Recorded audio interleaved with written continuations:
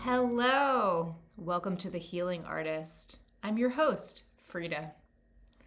Something I realized just by this will be my 58th episode, and listening to other people's podcasts, something I don't do is give a little brief breakdown at the beginning. So suppose you were new to The Healing Artist. It's all about learning through trial and error what is the best way to do these things. And I'm able to pivot quickly, but it doesn't always occur to me right away. Like, again, episode 58, and I have plenty of podcasts that I listen to. You might have thought that I would have caught on to this one a little sooner, but I didn't, and here we are. So hi, I'm your host, Frida. I am a divine light channel. I am an energy healer. I am a guide and teacher, human design projector. I'm a self-clarity coach. I am an artist and an illustrator. I'm a writer. I created and teach a daily meditation and light work program called Return to Self-Love. And I am interested in everything multi-sensory. All the angels, guides, teams. I'm interested in everything in the sky, everything below the surface of the earth, trees, the air, all the elements. I'm interested in all of the natural wonders of the world. I'm also super duper interested in interpersonal relationship, trauma healing, and always returning to love, feeling the love in all things. Now, this was just my little off-the-cuff, extemporaneous opening, so I have to hone that down. But you know how some people channel and they just channel one thing, like Bashar or Abraham Hicks? They just channel one entity, being, consciousness, that kind of thing. I don't really know how to break down and say I do one thing when I do so many things. My channel is sort of like a radio dial, and it's just sort of like a satellite radio, and it's just zipping around, and it's like, well, who wants to come through right now? What would be in the best and highest good for the people? What would be in the best and highest good for myself? A lot of the times, I'm just talking to my higher self also. Because my higher self is pretty cool and knows a lot of stuff. Which I do not. I know basically nothing. Something I learn daily. Oh man. So for today's hump day healing, a few little notes here at the beginning. One, I think I'm going to go down to one podcast a week. I want to switch podcast hosts. I've been putting my work up through Spotify. It was just something that our family used, and we have a subscription, and it's something that we were using. And it's come to my attention that Spotify is not a service that I actually believe in, and I don't really want to give them money anymore. I'd rather find a different podcast host. So in order to go through this transition and still be able to figure out how to be posting, I think I'm going to go down to one a week because it's going to give me less work to do as I publish podcasts and figure out how to make this switch and transition. YouTube is an entire separate entity, and I've found a lot of success with YouTube and don't intend to change anything about it. And I might allow all of the podcasts up to this point to live on YouTube and then sort of start somewhere else with my podcast, going from, say, like episode 60 onward. So it's not like I'm taking away the original teachings, but I might not go through with sitting there and re-uploading again. They still exist somewhere. We'll see. I'm not entirely sure how that's going to work out. I still don't have a clear sense of what platform I want to move to. I'm not sure. Really big business has very complicated things behind it. I had gone through this when I self-published. I have 2 books that I self-published on Amazon. And that whole Kindle Direct process, the way they have that corner of the market, both for cost effectiveness and distribution and how they can get your book into all these different countries,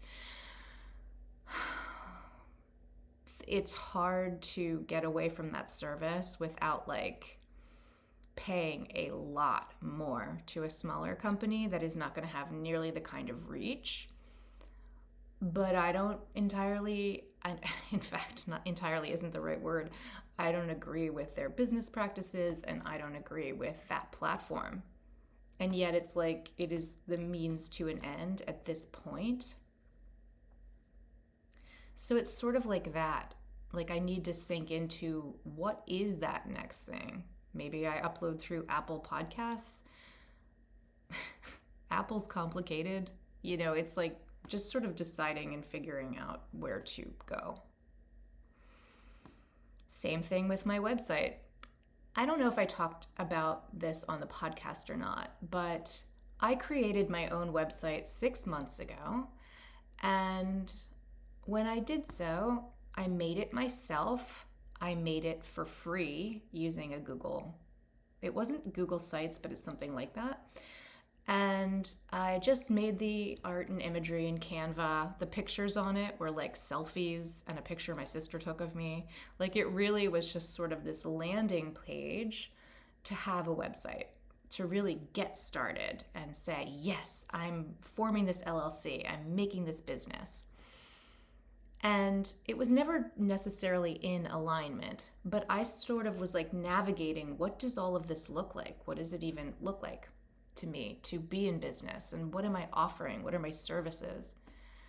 And in the process of doing this and knowing, Spirit was nudging me, you know, you should do something about that website. Do something about that website. And it nudged and nudged and nudged. And I just couldn't be bothered with it. I didn't think anybody was even looking at it. Like it was just, it can continue to be a placeholder. It's not important. That's what I sort of thought. And then within the first week of July 2025, it just disappeared. It completely and totally went away. I had never been paying for any service to be protecting it or doing anything with it, and it just absolutely disappeared. And getting in contact with Google and all the things, it just got erased. So it was a way of saying, we poked you, we nudged you, and like I hadn't saved it. I hadn't saved a copy of it anywhere. It hadn't occurred to me. So that just disappeared, the text, everything. And what it shows me was I am not that person. I was out of alignment. I need to make something that is closer to the person that I have turned into or am growing to be and becoming, in the becoming. So what I started talking about this because it's about choosing a website provider, because you can't just like make your own website and have it out there. It's like everything is yet again another subscription service of some form. So then feeling into it, is it this, is it this, is it this, and trying to find the most ethical and yet economically priced options. What company aligns with my values? What company is going to provide the tools that I can use on the site to have it do what I need it to do? I want it to be easy because I want to be able to do it myself.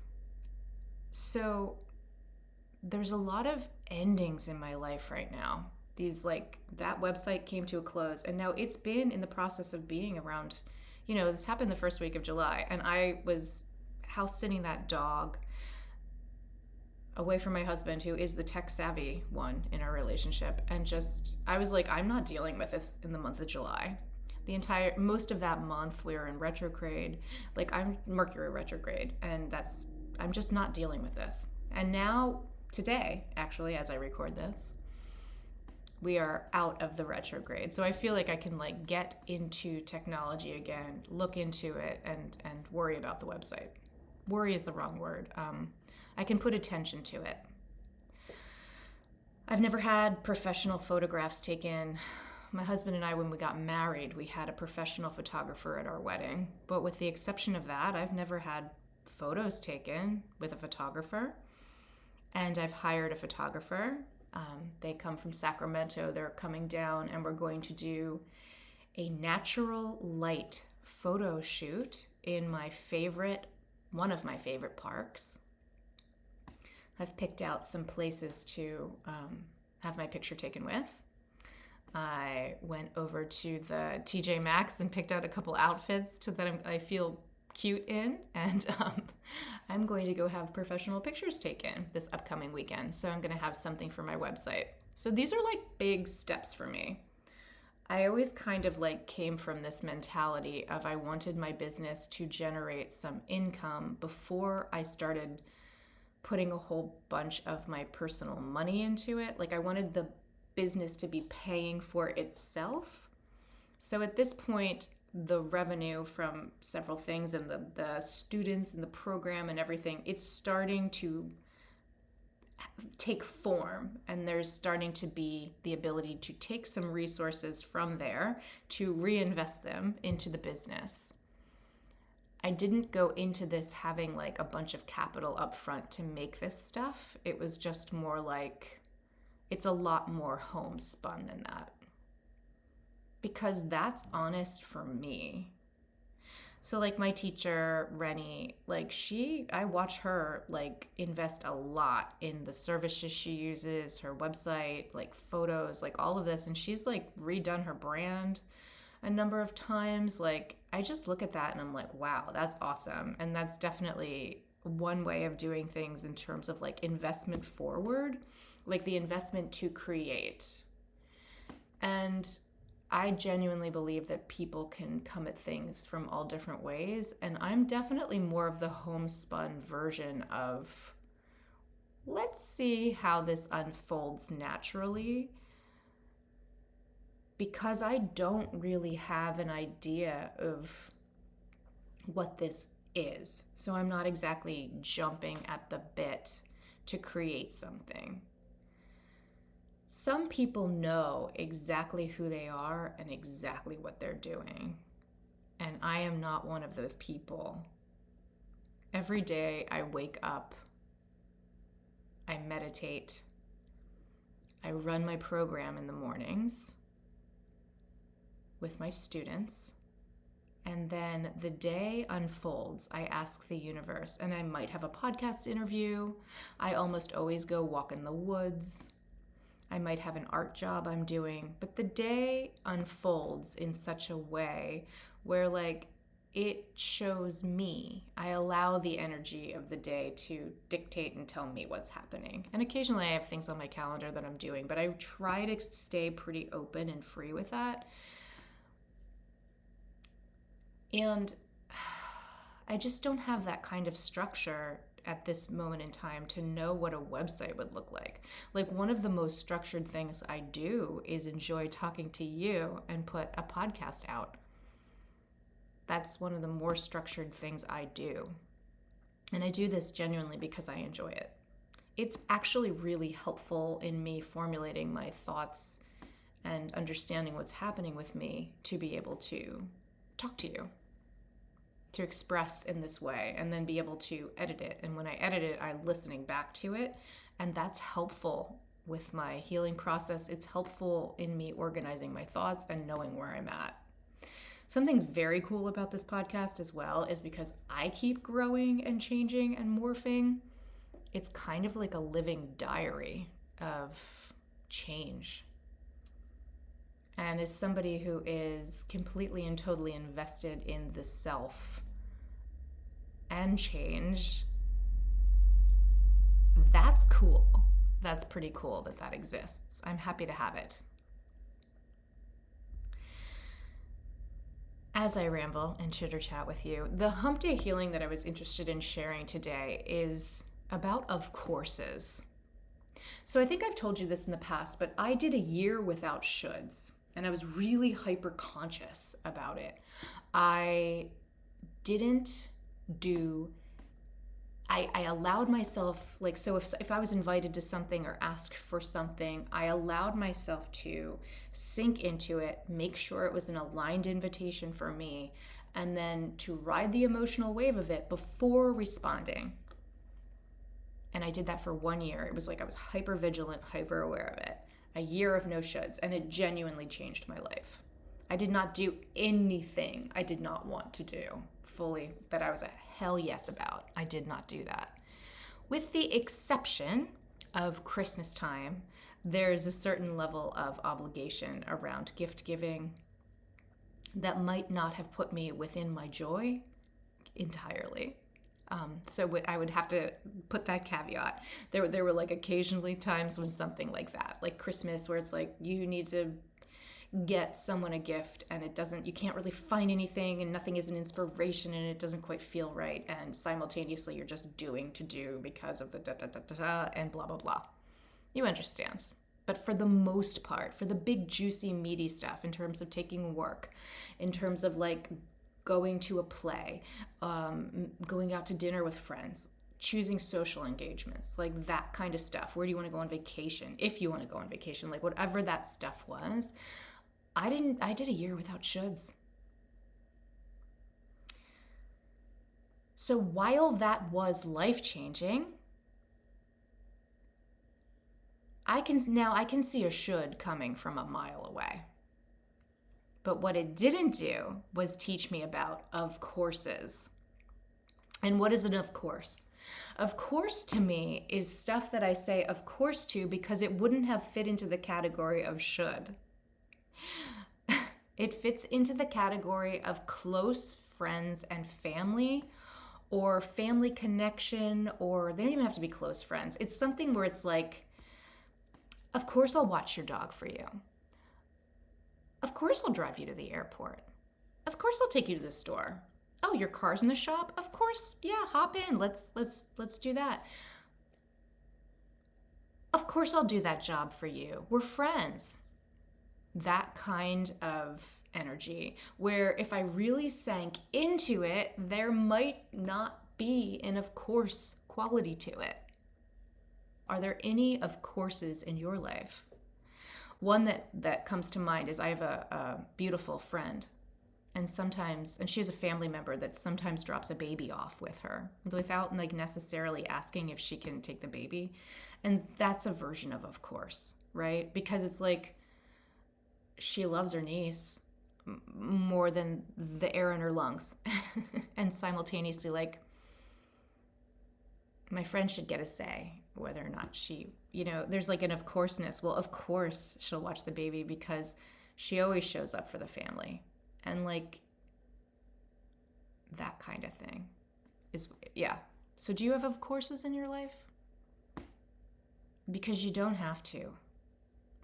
We get to create our own reality, and even just starting to notice, where do you of course yourself? What do you say yes to that you don't really want to say yes to? Just taking it back to shoulds. Where do you should yourself? Yeah, where are you compromising you? Notice. Start to notice. Our lives will change when we put ourselves on the path and trajectory to what we want. Getting to that point vibrantly within myself, where I know, like I know, like I know. All right, my friends, I wanted to tell you that I love you, God, Universe, Source loves you, and I hope you have a wonderful day.